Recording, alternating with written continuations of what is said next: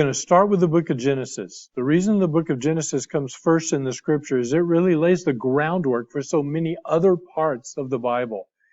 It's in Genesis that it establishes creation and establishes God's promise. And so many things begin in the book of Genesis. So let's start there as we consider the books of the Old Testament. Book of Genesis, of course, in the first 2 chapters start by recording creation. It reminds us of 2 important things, one about God and then something about ourselves. First of all, the book of Genesis begins by telling us how amazingly great God is.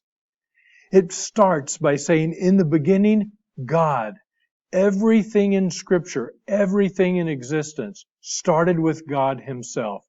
He not only made all things, He controls all things today. All things physical and all spiritual powers are controlled by God Himself in His absolute greatness. We also learn some important lessons about ourselves. First of all, we realize when we read the creation account, God made us last. He saved the best to last.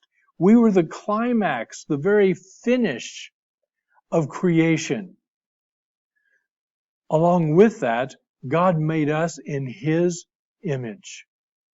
Every human being, saved or lost, has an inherent value because God has put His image in them.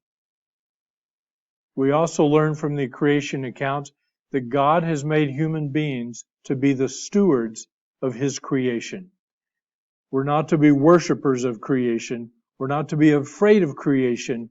God instead commanded us to be the stewards of the great creation that He made.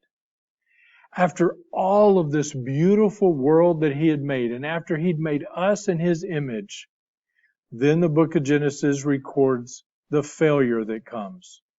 It is a failure that began with one, Adam and Eve.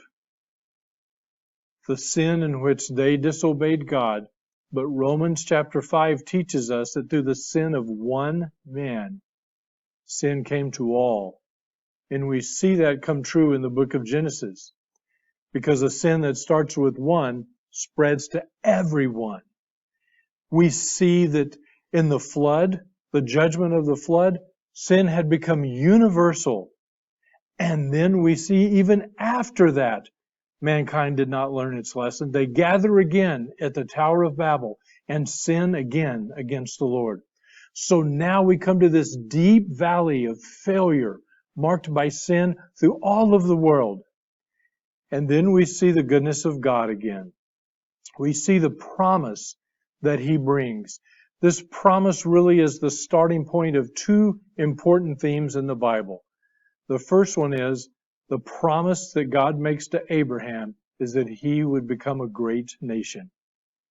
First, He would give him a son, Isaac, and then Isaac's son would become Jacob, and the 12 sons of Jacob would become the 12 tribes of Israel. See the beginning of salvation. For in that promise that God made to Abraham, He said not only would He make him a great nation, but He would make Abraham a blessing to all nations. We learn later from the book of Galatians that the seed of Abraham that blesses all nations is none other than Jesus Christ. And so the beginnings of the promise of salvation are grounded here in the book of Genesis. Now, as those promises move from Abraham to Isaac and to 12 sons of Jacob, we also see them move from the promised land to the land of Egypt. And that takes us to a preview, a hint of what's going to happen in the book of Exodus when we find the children of Israel slaves in Exodus.